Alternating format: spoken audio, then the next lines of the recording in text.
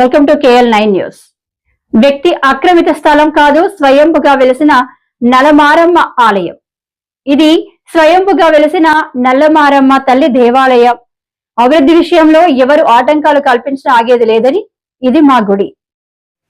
వ్యక్తి ఆక్రమిత స్థలం కాదు, స్వయంభూగా వెలిసిన నల్లమారమ్మ ఆలయం. ఇది స్వయంభూగా వెలిసిన నల్లమారమ్మ తల్లి దేవాలయ అభివృద్ధి విషయంలో ఎవరు ఆటంకాలు కల్పించినా ఆగేది లేదని, ఇది మా గుడి, మాకు కావాలని బీఆర్టీ కాలనీ వాసులు నల్లమారమ్మ తల్లి ప్రాంగణంలో పెద్ద సంఖ్యలో ధర్నాకు దిగారు. అనకాపల్లి మండలం పిసినికాడ పంచాయతీ బీఆర్టీ కాలనీలో శ్రీ నల్లమారమ్మ తల్లి ఆలయ అభివృద్ధికి ఈ కాలనీ వాసే ఆటంకాలు సృష్టిస్తున్నారని, ఇదే కాలనీకి చెందిన ఒక వ్యక్తి వివిధ రీతుల్లో ప్రభుత్వ అధికారులను కలిసి ఈ గుడి అభివృద్ధి జరగకుండా అనేక ప్రయత్నాలు చేస్తున్నాడని, అవి సాగవు అని కాలనీ వాసులు ముక్త కంఠంతో మీడియా ముందు తమ ఆవేదనను తెలిపారు.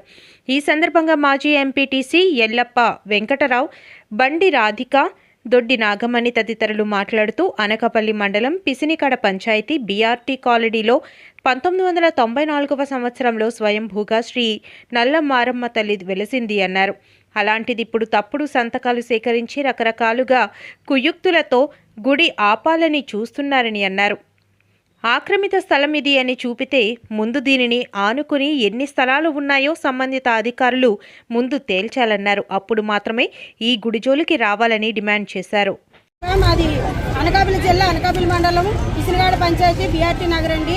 మరి ఇక్కడ నల్లమారమ్మ వెలిసి మాకు దాదాపుగా 34 సంవత్సరాలు అయిందండి. ఈ 34 సంవత్సరాలు బట్టి ప్రతి గడప గడప నుంచి కూడా మేము పసుపు కుంకాలు ప్రతి నెల ఫిబ్రవరిలో జరిగే పండుగ అమ్మవారి పసుపు కుంకాలు, సారి ఊరేగింపులు అన్నీ చేస్తున్నామండి.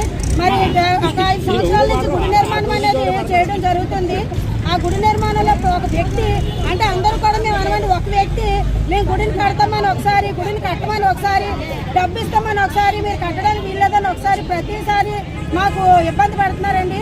కానీ ఆ తల్లి ఆశీస్సులతో ఈసారి అమ్మవారు నేను ఇక్కడ వెలుస్తానని మొన్న మార్గశిర లక్షవారం మొదటి వారం నాడు అమ్మవారిని ఇక్కడ ప్రతిష్ఠ చేయడం జరిగింది. అప్పటి నుంచి కూడా ఆ వ్యక్తి మమ్మల్ని చాలా ఇబ్బంది పెడుతూ, మా గ్రామస్తులు చాలా ఇబ్బంది పెడుతూ, పనికిరానిటువంటి సంబంధం లేని వాటి కేసులు అన్నీ పెట్టి అధికారుల మీద, మా గ్రామస్తుల మీద, మా పెద్దల మీద, మా ఎంపీటీసీ గారు అందరి మీద కూడా కంప్లైంట్లు పెట్టడం.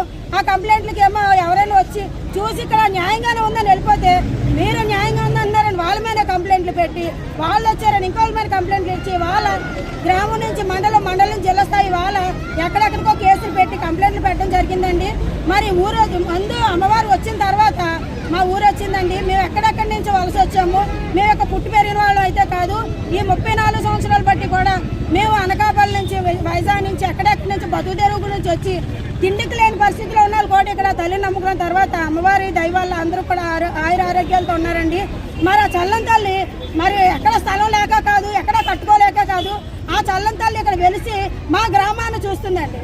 మాకు ఇక్కడ పక్కనే ఉంది గౌరీ సంఘ స్థలం, మేము అక్కడ కట్టుకోవచ్చు, ఎవరు అడగరు. కానీ మా తల్లి ఇక్కడ వెలిసింది, ఇక్కడ అమ్మవారు పుట్టింది కాబట్టి అమ్మవారు మా గ్రామాన్ని చూడాలి, మమ్మల్ని అందరినీ చల్లగా చూడాలి అని దాంతో మేము ఇక్కడ అప్పటి నుంచి కూడా పూజలు చేస్తున్నామండి.